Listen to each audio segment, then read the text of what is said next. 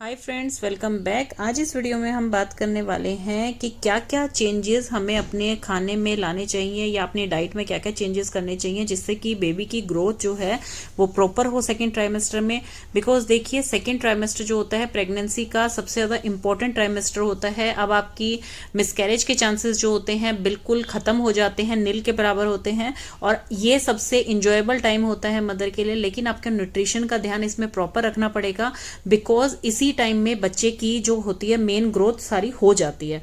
तो देखिए, वैसे हमें जो WHO के अकॉर्डिंग है, WHO कहता है कि जो नॉर्मल कैलोरीज एक वुमेन लेती है उससे 300 कैलोरीज एक्स्ट्रा लेनी होती है एक प्रेग्नेंट वुमेन को, जिसमें कि आपका 1200 mg कैल्शियम होना चाहिए डेली का एंड 30 mg आपको आयरन की जरूरत होती है।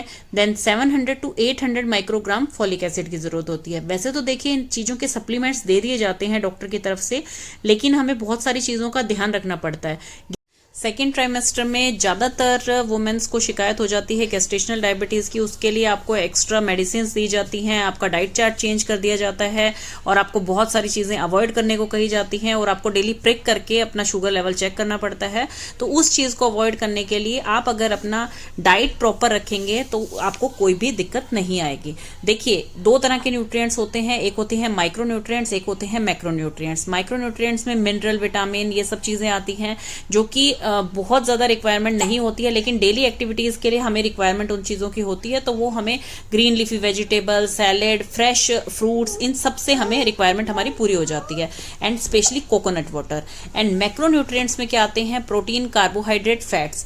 देखिए, ये बहुत ही इंपॉर्टेंट है प्रेगनेंसी में। प्रोटीन में आप क्या ले सकते हैं? आप दाल ले सकते हैं, कभी कभी आप स्प्राउट्स ले सकते हैं। स्प्राउट्स डेली बिल्कुल मत लेना, आप कभी कभी ले सकते हैं। नट्स आप ले सकते हैं भिगा के। और आप अगर नॉन वेजिटेरियन है तो आपके पास बहुत सारे ऑप्शन होते हैं, जैसे एग है, फिश है, चिकन है। और कार्बोहाइड्रेट्स में आप क्या ले सकते हैं? आप कार्बोहाइड्रेट्स में दाल ले सकते हैं, रोटी, राइस। कार्बोहाइड्रेट्स तो आपके बिना सोचे ही पूरे हो जाएंगे, मल्टीग्रेन ब्रेड्स वगैरह सब चीज़ों में कार्बोहाइड्रेट्स होते हैं। देन फैट आता है आपका। फैट में आप घी ले सकते हैं, देसी घी। और ऑयल अगर आप यूज़ करते हैं तो आप ऑयल जैसे कि आप extra virgin olive oil use कर सकते हैं, कोकोनट ऑयल यूज़ कर सकते हैं, ग्राउंडनट ऑयल यूज़ कर सकते हैं। अब सबसे पहले हम बात करेंगे कैल्शियम की। देखिए, कैल्शियम जो होता है वो स्टार्टिंग से ही आपको सप्लीमेंट उसकी दे दी जाती हैं, लेकिन जो सेकेंड ट्राइमेस्टर होता है उसमें बच्चे की जो टीथ एंड गम की फॉर्मेशन है या बोन्स की फॉर्मेशन है, तो कैल्शियम जो है पीक पर चाहिए होता है बच्चे को। तो इसमें क्या है, बच्चा तो अपना न्यूट्रिएंट पूरा ले लेता है मदर से, तो मदर की बॉडी में इसकी डेफिशिएंसी ना हो तो इसके लिए आपको सप्लीमेंट्स दिए जाते हैं। आपको सप्लीमेंट्स के साथ साथ जो है कैल्शियम की डाइट भी जो है अच्छी लेनी है, जैसे कि डेयरी प्रोडक्ट्स आपको लेने हैं, ग्रीन लीफी वेजिटेबल्स लेनी है, नट्स लेने हैं, तो इसमें भरपूर क्वांटिटी में कैल्शियम होता है। देखिए, आप कभी भी जो सप्लीमेंट्स अगर कैल्शियम का चेक करेंगे तो उसमें विटामिन डी जरूर होता है। उसका रीजन यही होता है कि कैल्शियम जो है विदाउट विटामिन डी आपकी बॉडी में एब्जॉर्ब नहीं हो सकता। तो सेकेंड ट्राइमेस्टर आपकी वॉकिंग के लिए भी बिल्कुल सेफ बताते हैं डॉक्टर, क्योंकि सेकेंड ट्राइमेस्टर में मिसकैरेज का खतरा कम हो जाता है, इवन नील के बराबर हो जाता है। तो आप मॉर्निंग वॉक कर सकते हैं। जो सुबह की सूर्य की किरण होती हैं वो आपको हार्म नहीं पहुंचाती है, वो आपको भरपूर क्वांटिटी में विटामिन डी देती है। डॉक्टर आपके ब्लड टेस्ट करवाते हैं और विटामिन डी की क्वांटिटी उसमें कम होती है तो डॉक्टर आपको सप्लीमेंट्स भी दे देते हैं विटामिन डी के। और देखिए, कैल्शियम का जो सप्लीमेंट होता है आप इसमें जाके देखेंगे तो उसमें भी विटामिन D3 जरूर मिलेगा आपको, सो दैट कि उसकी एब्जॉर्प्शन प्रॉपर हो बॉडी में। कैल्शियम की नीड आप अपनी डाइट में कैसे कंप्लीट कर सकते हैं? जैसे कि आप मॉर्निंग में अगर होल व्हीट ब्रेड ले रहे हैं तो उसके बीच में एक चीज़ स्लाइस ले लिया आपने। आफ्टरनून में आप रोटी के साथ योगर्ट ले सकते हैं एक बाउल भर के, या फिर छाछ ले सकते हैं। इवनिंग में आप एक ग्लास काउ मिल्क ले सकते हैं। तो उससे पर सर्विंग में आपका 300 mg कैल्शियम कंप्लीट हो जाता है। जैसे कैल्शियम की एब्जॉर्प्शन विदाउट विटामिन डी नहीं होती है, ऐसे ही आयरन की एब्जॉर्प्शन आपकी बॉडी में विदाउट विटामिन सी नहीं होती है।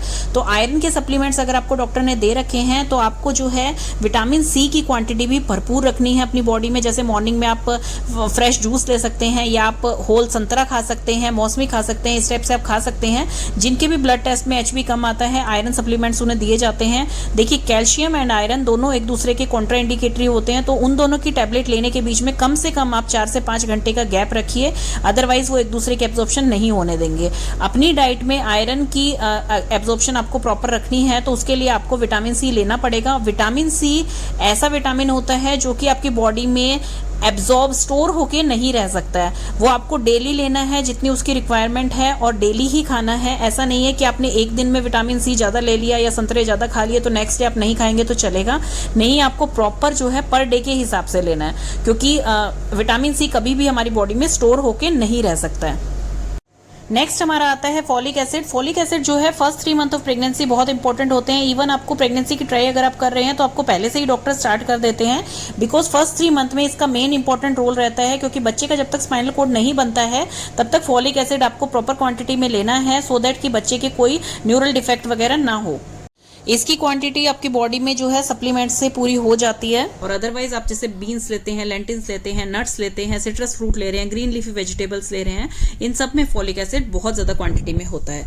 देन बात करते हैं जिंक की। जिंक जो होता है, जिंक की डेफिशिएंसी अगर प्रेगनेंसी के टाइम होती है आपको, तो इसमें बर्थ डिफेक्ट बच्चे को हो सकते हैं या प्री मैच्योर डिलीवरी हो सकती है। तो जिंक जो है वो आपको अगर आप नॉन वेजिटेरियन है तो मीट में और सी फूड में बहुत ज्यादा क्वांटिटी में होता है। अगर आप वेजिटेरियन है तो आप दालें ले सकते हैं, लेग्यूम्स ले सकते हैं, नट्स ले सकते हैं, उनमें आपकी जिंक की क्वांटिटी कंप्लीट हो जाती है।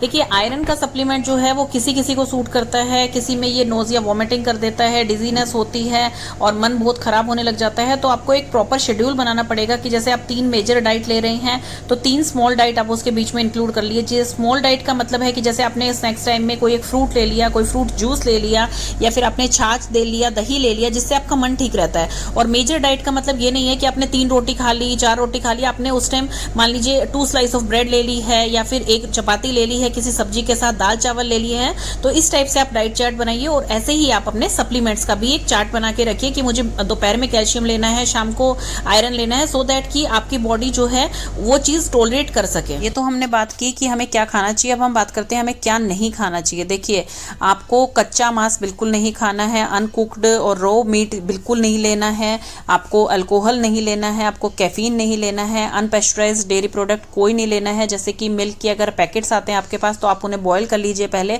अगर वो पेस्चराइज्ड हैं तो आप ले सकते हैं, अदरवाइज आप उन्हें पहले बॉयल करके रखिए, वो सेफ साइड के लिए अच्छा है, और फिर आप उसे ठंडा होने के बाद आप ले सकते हैं।